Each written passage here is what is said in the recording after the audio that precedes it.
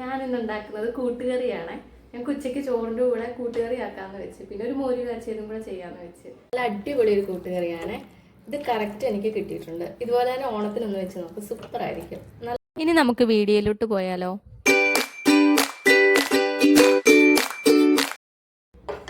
6 മണിക്കൂർ മുമ്പേ കുതിർത്ത് വെച്ചിരുന്ന കടലയായിരുന്നേ. അത് ഞാൻ കുക്കറിലേക്ക് ഇട്ട് അതിലേക്ക് 1/2 കപ്പ് വെള്ളവും കൂടെ ഒഴിച്ചു കൊടുക്കാം. ഇനി ഇതിൻ്റെ പൊടി, മഞ്ഞൾപ്പൊടി, മുളകിൻ്റെ പൊടി ചെറിയ 1 സ്പൂണ്, പിന്നെ മഞ്ഞൾപ്പൊടി ഒരു 1/4 സ്പൂണിനോളം, കുറച്ചേ ഉള്ളൂ, കാലൊന്നുമില്ല, ഒരു തുള്ളി. ഇനി നമുക്ക് ഇട്ട് കൊടുക്കാം.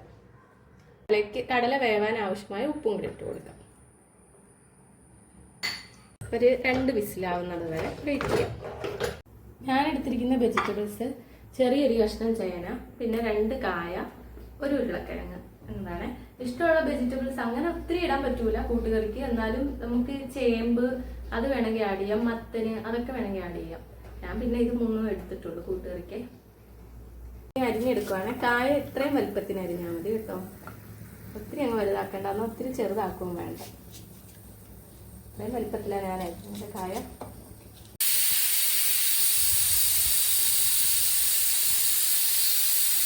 രണ്ട് വിസിലടിച്ച് ഇനി നമുക്ക് ഓഫ് ചെയ്ത്. ഞാൻ ചേന, പിന്നെ കായ, കിഴങ്ങ്, ഉരുളക്കിഴങ്ങ് ഇത്ര അരിഞ്ഞ് വെച്ചിട്ടുണ്ട്. ഇനി നമുക്ക് കുക്കർ ഓപ്പൺ ചെയ്തിട്ട് അതിലേക്ക് ഇത് തട്ടിക്കൊടുക്കാം. കടല ഒന്ന് വെന്തിട്ടുണ്ട്, ചെറുതായിട്ടൊന്ന് വെന്തിട്ടുണ്ട്, അങ്ങനെ നെക്ക് കൊള്ളുന്നുണ്ട്. ഇതിലേക്ക് നമുക്കിനി ഈ അരിഞ്ഞ് വെച്ചിരിക്കുന്ന ഈ വെജിറ്റബിൾസ് ഇല്ലേ അതിട്ട് കൊടുക്കാം. ഇട്ട് കൊടുക്കട്ടെ.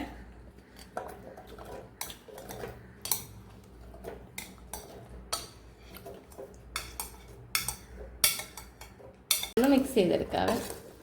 അപ്പോൾ വെള്ളം കുറവാണ് മിക്സ് ചെയ്തപ്പോഴേ, അപ്പോൾ കുറച്ചും കൂടി വെള്ളം ഒഴിച്ചു കൊടുക്കാം നമുക്ക്. ഇനി മുളകിൻ്റെ പൊടിയൊന്നും ഇടണ്ട. ഇതിൽ നമ്മൾ കടല വേവിച്ചപ്പോൾ മുളകിൻ്റെ പൊടിയൊക്കെ ഇട്ടിട്ടുണ്ടായിരുന്നേ. അപ്പോൾ മുളകിൻ്റെ പൊടിയുടെ ആവശ്യമില്ല, മഞ്ഞൾപ്പൊടി അതിൻ്റെ ഒന്നും ആവശ്യമില്ല. ഉപ്പും അതിൽ ഇട്ടിട്ടുണ്ടായിരുന്നു കടലേൻ്റെ. നമുക്കിനി ഈ വെള്ളത്തിൽ തന്നെ ഇട്ട് വേവിച്ചെടുക്കാം. ഒരു കുക്കർ മൂടി അടച്ചിട്ട് നമുക്ക് ഒരു 2 വിസിലിന് അടിച്ചെടുക്കാം. എന്നാൽ അപ്പോഴത്തേക്കും കഷ്ണങ്ങൾ ഒത്തിരി വെന്തുടയുകയും ചെയ്യരുത്, എന്നാൽ വേവാണ്ടിരിക്കരുത്, ആ പരുവാണ്. അപ്പോൾ ഒരു വിസിലാണെങ്കിൽ അടിച്ചിട്ടൊന്ന് നോക്കിയിട്ട് വേണമെങ്കിൽ ഒരു വിസിലും കൂടെ അടുപ്പിച്ചാൽ മതി. എനിക്ക് കറക്റ്റ് ആയിരിക്കും 2 വിസിൽ അടിക്കേണ്ടി വരും. ഇത് കൂട്ടുകറിയിലേക്ക് ചേർക്കാനുള്ള അരപ്പിനി തയ്യാറാക്കി എടുക്കാം. ഞാൻ ഒരു 3 സ്പൂൺ തേങ്ങ 4 സ്പൂൺ തേങ്ങ എടുത്തിട്ടുണ്ട്. പിന്നെ ചെറുജീരകം, കുറച്ച് ചെറുജീരകം, പിന്നെ ഒരു പച്ചമുളക്. ഇനി നമുക്ക് പച്ചമുളക് ജാറിലേക്ക് മാറ്റിയിട്ടുണ്ട്. ചെറിയ ജാറിലേക്ക് ഇതിട്ടിട്ട് കുറച്ച് വെള്ളം കൂടി ഒഴിച്ചിട്ട് അരച്ചെടുക്കാം. ഇത്രയും വെള്ളം ഒഴിച്ചിട്ടുണ്ട്. ഒത്തിരി വെള്ളം കൂടിയാലും അരയത്തില്ല. ഇത് നല്ല പേസ്റ്റ് പോലെ അരച്ചെടുക്കണം. പിന്നെ ഈ സമയത്ത് കുക്കർ 2 വിസിലടിച്ച് ഇനി നമുക്ക് ഇതിൻ്റെ കുക്കറിൻ്റെ മൂടി തുറന്ന് നോക്കാം.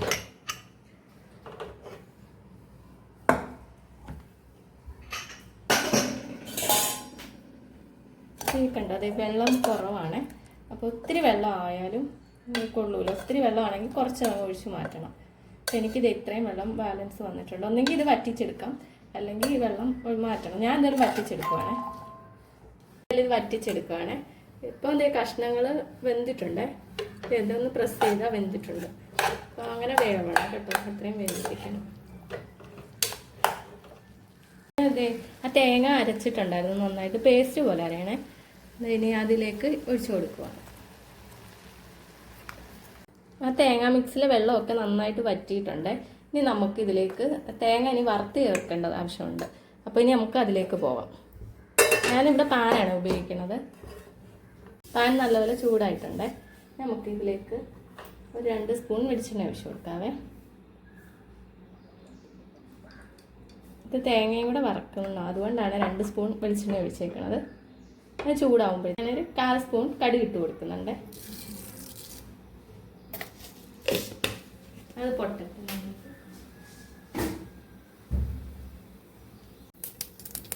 കടുക് നന്നായിട്ട് പൊട്ടിയിരുന്നുണ്ട്. നമുക്കിതിലേക്ക് ചെറിയുള്ളി, ഒരു കഷ്ണം ചെറിയുള്ളി ചെറുതായിട്ട് അരിഞ്ഞ് ഇട്ട് കൊടുക്കാം.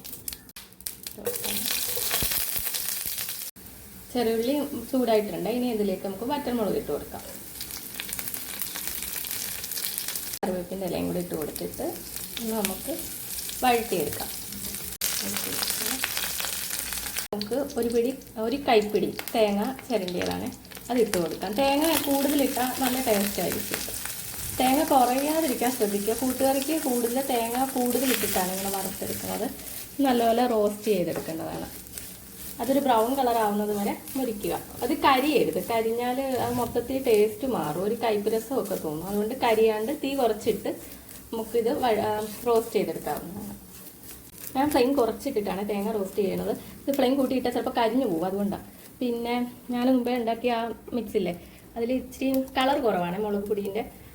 വേണമെങ്കിൽ കളർ ആഡ് ചെയ്ത് കൊടുക്കാം. അത് നമ്മൾ തേങ്ങ വറക്കുന്ന ടൈമിൽ കളർ കുറവായിട്ട് തോന്നുവാണെങ്കിൽ നമുക്ക് ഇതിലേക്ക് ആഡ് ചെയ്ത് കൊടുക്കാം. ഞാൻ എന്തായാലും ഒരു 1/4 സ്പൂൺ മുളകിൻ്റെ പൊടിയും കൂടി ഇട്ട് കൊടുക്കുന്നുണ്ട് കളറിന് വേണ്ടിയിട്ട്.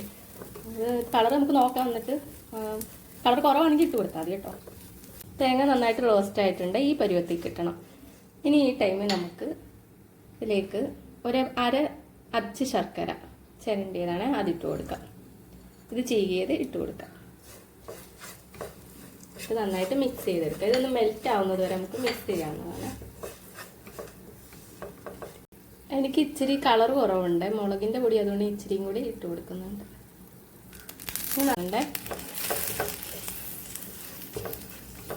മുളക് പൊടീൻ്റെ ആ കുത്തലില്ലേ, അത് പോണത് വരെ നല്ലപോലെ റോസ്റ്റ് ചെയ്ത് കൊടുക്കാം.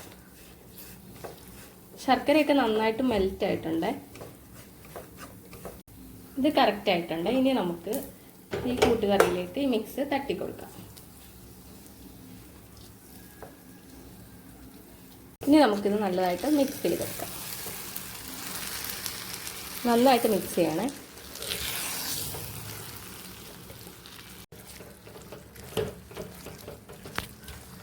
ഈ ടൈമിൽ നമുക്ക് ഉപ്പ് വേണമെങ്കിൽ ചെക്ക് ചെയ്ത് നോക്കാവുന്നതാണ്. ഉപ്പ് കുറവുണ്ടെങ്കിൽ ഇട്ട് കൊടുക്കാം, പക്ഷെ ഒത്തിരി ഉപ്പ് ആവേണ്ട കാര്യമില്ല. കൂട്ടുകറി ആയതുകൊണ്ട് ഒരു മധുരം എപ്പോഴും മുൻപിൽ നിൽക്കേണ്ടത്. കൂട്ടുകറിയല്ലേ, അപ്പോൾ ഒരു മധുരത്തിൻ്റെ ടേസ്റ്റ് ആയിരിക്കണം മുൻപിൽ. നല്ല അടിപൊളി ഒരു കൂട്ടുകറിയാണ് ഇത്. കറക്റ്റ് എനിക്ക് കിട്ടിയിട്ടുണ്ട്. ഇതുപോലെ തന്നെ ഓണത്തിനൊന്ന് വെച്ച് നോക്ക്, സൂപ്പറായിരിക്കും. നല്ല റെസിപ്പിയാണ്. ഇനി നമുക്ക് തീ ഓഫ് ചെയ്തിട്ട് സെർവ് ചെയ്യാം.